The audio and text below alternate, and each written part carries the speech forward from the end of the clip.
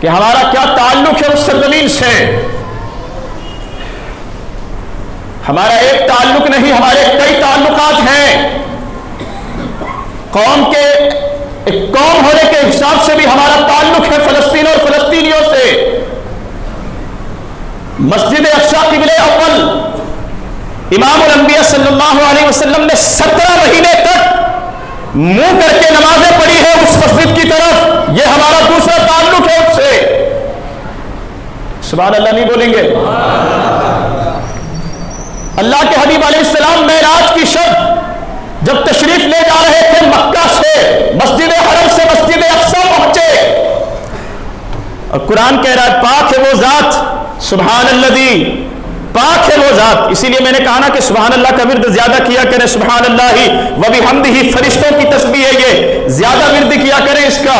اللہ غربت کو دور فرماتا ہے، گناہوں کو مٹاتا ہے، جنت میں درخت لگایا جاتا ہے، دعائیں قبول ہوتی ہے. زیادہ بولا کرو سبحان اللہ، سبحان اللہ و بحمدہ، سبحان اللہ العظیم. یہ قرآن کے الفاظ ہیں. تو دنیا پوچھ رہی ہے نا کیا تعلق ہے تمہارا فلسطین سے؟ کہو ان سے ہمارا تعلق ایمان کا ہے. فلسطین سے ہمارا تعلق ہمارے ایمان سے جڑا ہوا ہے، ہمارے اسلام سے جڑا ہوا ہے، قوم ہونے کے ناطے جڑا ہوا ہے. اور پھر کئی بڑی یادیں ہماری مسجد اقصی کے ساتھ اور قبلہ اول کے ساتھ وابستہ ہے، جڑی ہوئی ہے.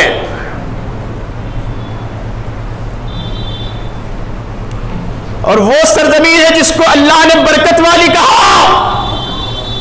ساری زمین ہی اللہ کی تخلیق کردہ ہے، پوری کائنات اللہ رب العزت کی تخلیق کردہ ہے، اسی نے سب بنایا ہے.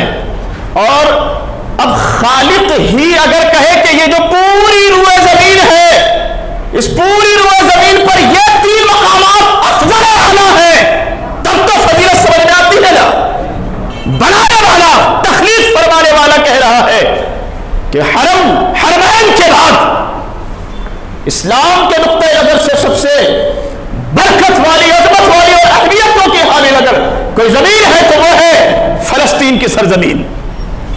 رب فرماتا ہے پاک ہے وہ ذات سبحان الذی اسری بعبدہ لیلا من المسجد الحرام الی المسجد الاقصی. پاک ہے وہ ذات جو لے گیا اپنے بندے کو مسجد حرام سے مسجد اقصی. معراج کا ذکر ہے، معراج کا تذکرہ.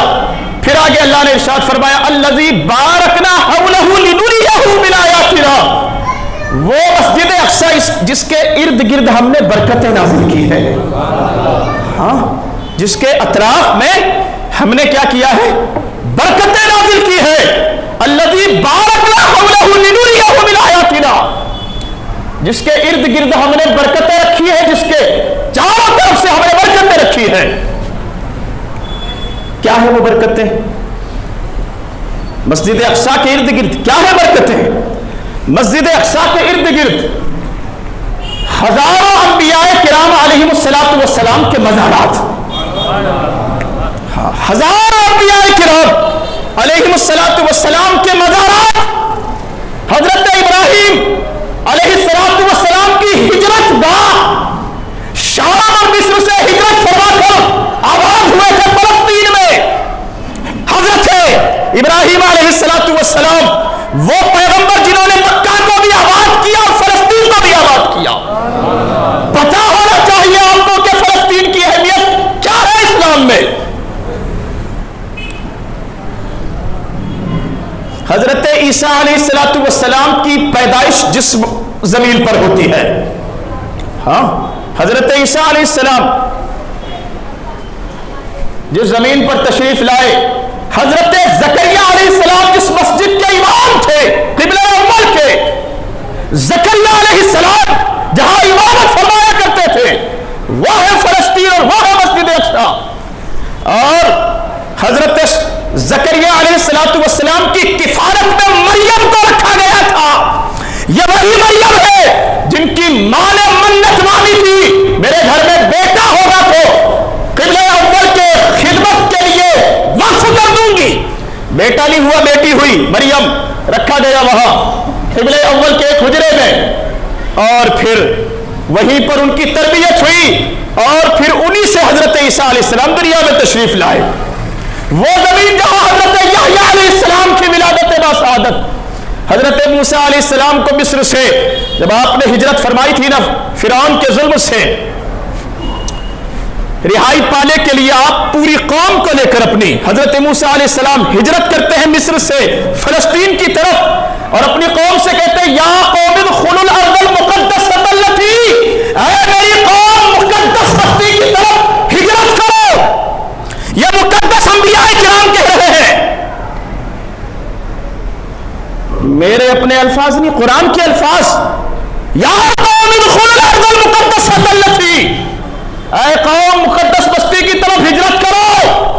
جہاں حضرت موسیٰ علیہ السلام جس بستی کی طرف ہجرت فرماتے ہیں وہ ہے فلسطین، اور یہی نہیں مورخین لکھتے ہیں کم و بیش واللہ اعلم بالصواب 3000 انبیاء کرام علیہ السلام کے مزارات ہیں جہاں پر، اور جہاں سے معراج کی شب ہمارا جو تعلق ہے، اسلام کا جو تعلق ہے فلسطین یا مسجد اقصیٰ سے، میں نے بتایا نا کہ حضور علیہ السلام نے جب اعلان نبوت فرمایا، نماز فرض ہوئی تو 17 مہینے تک قبلہ اول کی طرف مسجد اقصیٰ کی طرف رک کر کے نماز ادا فرمائی۔ کتنے مہینے؟ 17 مہینے تک۔ بعد میں پھر خانہ کعبہ کو قبلہ بنایا گیا۔ حالت نماز میں وہ مسجد اقصیٰ جہاں معراج کی شب اعلان نبوت کے 10 سال بعد اللہ کے حبیب علیہ السلام تشریف لے جا رہے ہیں، معراج کی شب حضرت آدم علیہ السلام سے لے کر حضرت عیسیٰ علیہ السلام تک کم و بیش 1,23,999 انبیاء کرام وہ مقتدی بن کر حاضر ہیں، مسجد اقصیٰ میں مقتدی بن کر حاضر ہیں۔ سارے ہی انبیاء کرام علیہ السلام مقتدی بن کر حاضر ہیں، اور وہ رات کی نماز ہے، صلاۃ اللیل ہے، حضور تشریف لے جا رہے ہیں، مصلی امامت پر حضور تشریف فرما ہے، جبرائیل اقامت کرتے ہیں، سارے انبیاء کرام کی امامت جہاں حضور فرماتے ہیں وہ ہے مسجد اقصیٰ۔